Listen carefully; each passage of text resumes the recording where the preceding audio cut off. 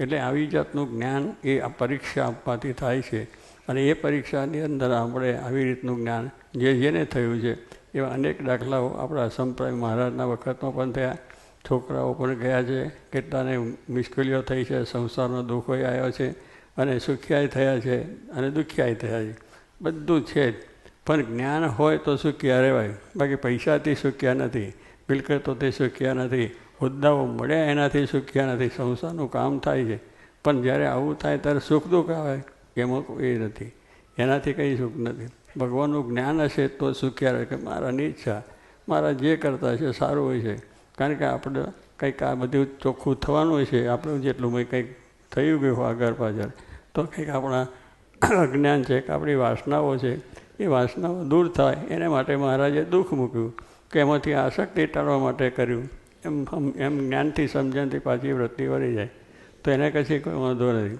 અને એને જો જ્ઞાન છે તો જ્ઞાનને કોઈ વાંધો. જ્ઞાન એટલે આત્મા અને પરમાત્માનું, કે હું આત્મા છું અને પરમાત્મા શ્રીજી હોય. હું અક્ષર છું, પુરુષોત્તમ ભગવાન શ્રીજી મહારાજ. એટલે હું આત્મા અક્ષર, જે ગુણાથી સ્વામી કહીએ છીએ, ગુણાત્મને અક્ષર પુરુષોત્તમ 2 સ્વરૂપો છે. એની વાત જ એટલા માટે છે કે આત્મા એટલે અક્ષર બ્રહ્મ, આત્મા એ હું છું અને મહારાજ પુરુષોત્તમ ભગવાન છે. આ બેનું જ્ઞાન હોય તો આત્મા પરમાત્માનું જ્ઞાન હોય તો હું આ ગામની અંદર કોઈ નામ કે ઠામ કે ફલાણું કશું જ ના હોય, કંઈ વાત જ બીજી ના હોય કે ભાઈ મારું જતું રહ્યું. મારું છે શું?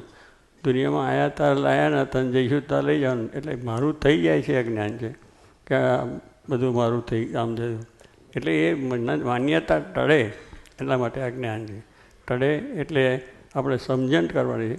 જેમ આમ જન્મ્યા ત્યારે નામ તો ગામ ઠામ પરિવાર બધું આપણું થઈ ગયું, એને આપ્યું, આપણું નામ પાડ્યું કર્યું.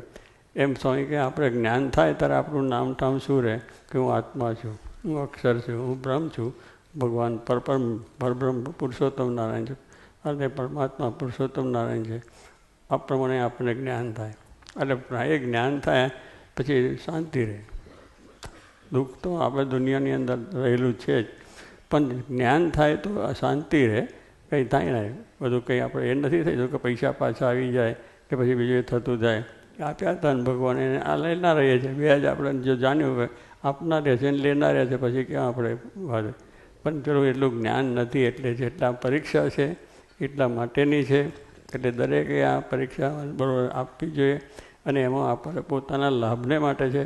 તો એટલો વિશ્વાસ ક્યારે આવે કે જ્યારે આ શાસ્ત્રો વાંચ્યા હોય ત્યારે આપણને આ પ્રમાણે જે વચનાવતને સ્વામીની વાત છે એ એટલી અદ્ભુત છે. મહારાજે સર્વશાસ્ત્રનો વાર મેં લખ્યો વચનાવત ગ્રંથ છે, એમાં મહારાજે લખ્યું છે કે વેદ ઉપનિષદ ભાગવદ્ ગીતા વેદ બધાનું સાર હું વાંચ્યો છે અને હું આ વાત તમને કરું છું કે આ વચનાવતની અંદર જે છે એમાં ભગવાનના સંત બે જ કલ્યાણકારી છે.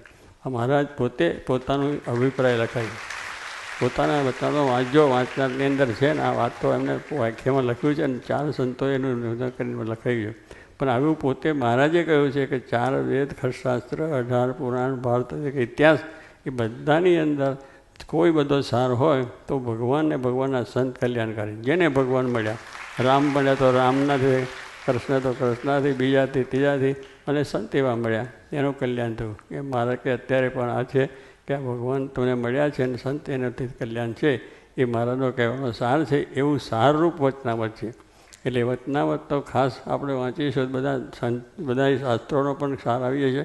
પણ હવે એ આપણા જીવનમાં ધીરજ બળ રહે અને આપણે ખરેખર સાચું છે તો સ્વામીની આજ્ઞા છે પણ સાચી છે, આ જ્ઞાન છે પણ સાચું છે અને એ આપણે કરવાની જરૂર છે. ભલે વ્યવહાર સંસાર બધો જ કરવો, એમાં કોઈ ના નથી અને કંઈક ભૂલી જવાની વાત નથી કહેતા, પણ એક વખત મૂકવાનું છે, હકીકત છે, મૂકીને જવાનું છે. તો આ પ્રમાણે આપણે શું કહેવાય પરીક્ષાની વાત આવી છે.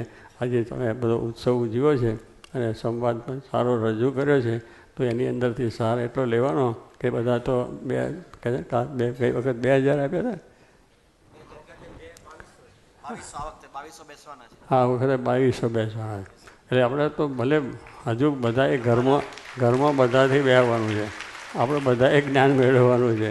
એટલે જોગી બાપાનું વચન છે, મોટા પુરુષનું વચન છે અને વાત સાચી છે. આત્મા પરમાત્માનું જ્ઞાન જ્યાં સુધી ના હોય ત્યાં સુધી જરા આપણને લાગે છે પણ ભગવાનની દયાથી આપણે બધાને નિષ્ઠા છે, આવી બધી સમજણ થયેલી છે અને દરરોજ રાત દિવસ પોતે ભીડો બેઠો છો. અત્યારે આ જેમ સિંહાસનનું ઓલાની વાત કરી, બધાએ પોતાની પાસે ઘરે હતું કે નહોતું ગમે ત્યાંથી લાવીને પણ ભગવાનનું બંધ કર્યું, કારણ કે પોતાનું માન્યું છે કે આ ભગવાનનું છે, તો ભગવાનને આપવામાં ચિંતા નથી થઈ. એમ જે કંઈ સેવા થાય છે અત્યારે જે તમે બધા બધું કરો છો એ બધું તમને એવું જ્ઞાન છે, એમાં તમને પોતાને લાભ થાય કે ભગવાનની સેવા જેટલી કરશું કે આ જે ધર્મ માટે કરશું એટલું આપણે ભગવાન આપે જ છે ને આપશે જ, એવી વિશ્વાસ અને શ્રદ્ધા છે. તો આ પ્રમાણે સેવા તન મન ધનથી કરો છો અને એમાંથી આ બધું થયું છે. એટલે અમને આનંદ છે કે મહારાજ તમને સુખ્યા કરે, વધારે સુખ્યા કરે અને વધારે આવી નિષ્ઠા થાય અને નિષ્ઠા પાછી પાકી થાય, એમાં કોઈ દાડો ફેર પડે નહીં. ગમે એટલું થાય તો પણ કોઈ આપણે ગમે તેમ ભરમાવે તો ભરમાવાનું નથી. આપણે સાચી વાત છે, ભગવાનના સંત છે, મહારાજ પુરુષોત્તમ નારાયણ અક્ષર ગુણા સ્વામી શાસ્ત્રી મહારાજને જોગી મહારાજ મોક્ષનું દ્વાર છે, એ સમજણ દ્રઢ કરીએ એટલે સુખ્યા થાય ને એવું સુખ્યાનું જ્ઞાન સર્વને થાય, એ જ મહારાજને પ્રાર્થના.